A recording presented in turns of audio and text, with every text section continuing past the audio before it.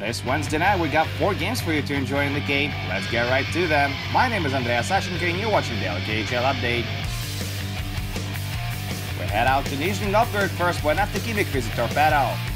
And the Wolves strike first in this one. Just over 5 minutes into the game, Bogdan Yakimov scores his 8th of the year on a rebound as rookies Rafael Dekmul and Bolot Shafigulin draw their first career KHL points on the play. Middle of the period, Kaspars Gaugavic gains the zone on the left wing. He can pass it, but he goes for a dangle and he scores! That's his 8th of the year and it's a tight game after 20. Late in the second period, Neftekhimik rookies get in the spotlight again. Mikhail Grigoriev cuffs up the puck in his defensive end, Shafigulin passes it to Bekmulin, and Bekmulin scores his first career KHL goal. These guys have ripped the junior league apart and they look pretty hot in the big league now. Torpedo bring it back to even just 2 minutes later. It's no other but Mikhail Grigoriev who snaps it home from on top of the right circle. Middle through the third period, Torpedo again their first lead of the night. Defenseman Grigoriev drills that off Pitzel from the glove side from the high slot. And with just a few seconds remaining to play in the game, Mikhail Zhukov secures the win with this empty netter. Neftekhimik had the lead twice, but they still walk away empty-handed as they lose their 4th consecutive game. 4-2 Torpedo is the final.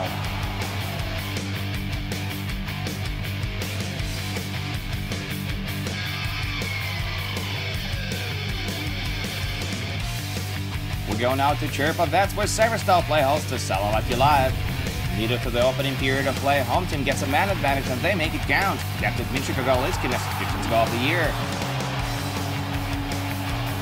Salovat almost tied up late in the period. Anton Bordasov puts it on net from the point. Dmitry Sayustov tips it, hits the post, and then Julius Hudacek swats it away from the goal line. Can't get any closer than that.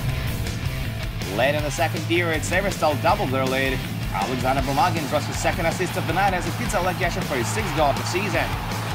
A few minutes later, Timo Hornikainen tries to get a goal back for Salovat with the Michigan move, but Julius Hudacek doesn't let this one through. Salovat turns the tables in the third stanza. Just a couple of minutes in, Anton Bordasov gets the puck from Dmitry Sayustov and snipes it past Hudacek to make it a 1-goal hockey game.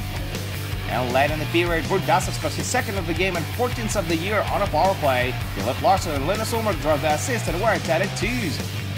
The game goes to overtime and it lasts just a minute. Ruslan Karlin wins a faceoff in the offensive end. Maxim Rubin battles for the puck. Karlin takes a quick shot and finds the back of the net with it. Home team wins. Severstal give up a 2-goal lead but still take it 3-2 in overtime.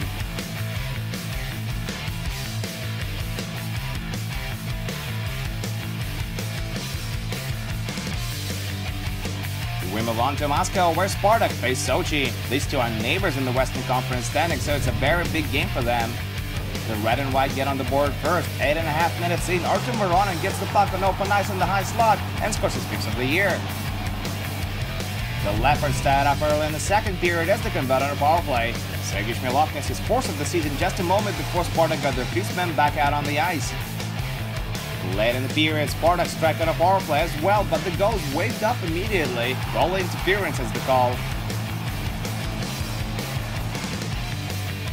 No matter, they get one that counts in the opening minute of the third period. Nikita Shidov collapses at the far blue line. Alexander Koklachev corrals the puck, skates in on a nut-man rush, and feeds Lucas Ryder for his 14th goal of the season. With this assist, Koko improves his point streak to 6 games. Sochi bring it back to even again 13 minutes later. Andrei Ivanov throws the puck on net from the left wing and it deflects into the net off of Ivan Larichev. It's a 2-2 tie and we go into overtime. Late in the extra period of play, Sparta get a bench minor for 2 men on the ice and it's gonna cost them. With just 17 seconds remaining to play in OT, Evgeny Lepinkov converts on the man advantage and wins it for Sochi. The Leopards take crucial 2 points on the road as they enjoy a 3-2 victory in overtime.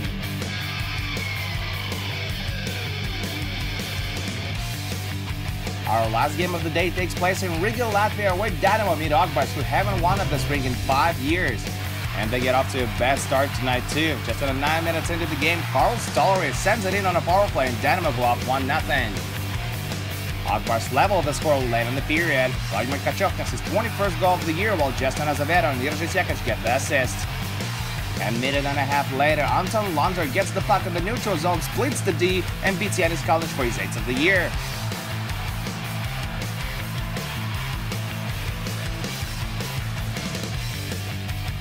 After a scoreless second period of play, Akbar scored 2 more to wrap it up. First, Justin Azevedo converts on a power play while Andrew Markov purchases his second assist of the game. And late in regulation, Finnish defenseman Atte Ahtama puts it away with a big drive from the point. Akbars take it 4-1 on the road and become the first team in the East to clinch the playoffs.